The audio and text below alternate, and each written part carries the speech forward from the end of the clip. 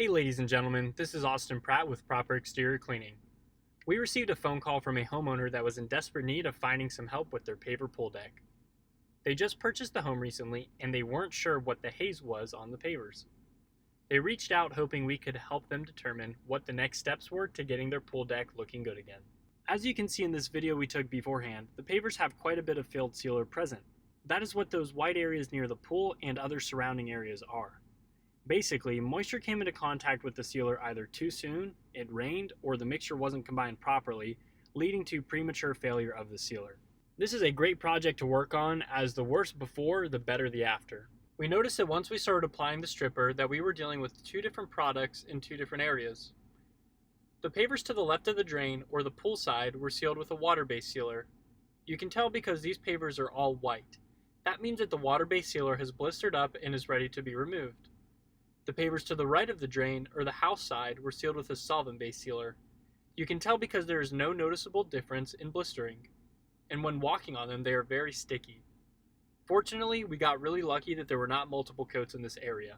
This still made stripping the pavers a little bit more complex due to the products needed to remove solvent-based sealers and all of the logistical headaches that come with it.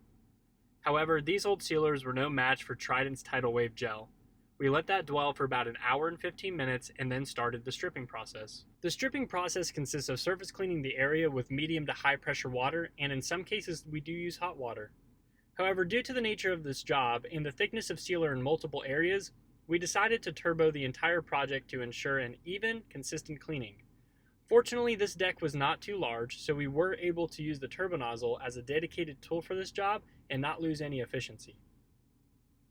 Although with this job we had to strip the deck twice. The first layer we removed took up the bulk, but in some areas the sealer had what we call another coat. Whoever applied it previously did not apply it evenly, therefore certain areas required way more attention and more stripper application to loosen up the old sealer.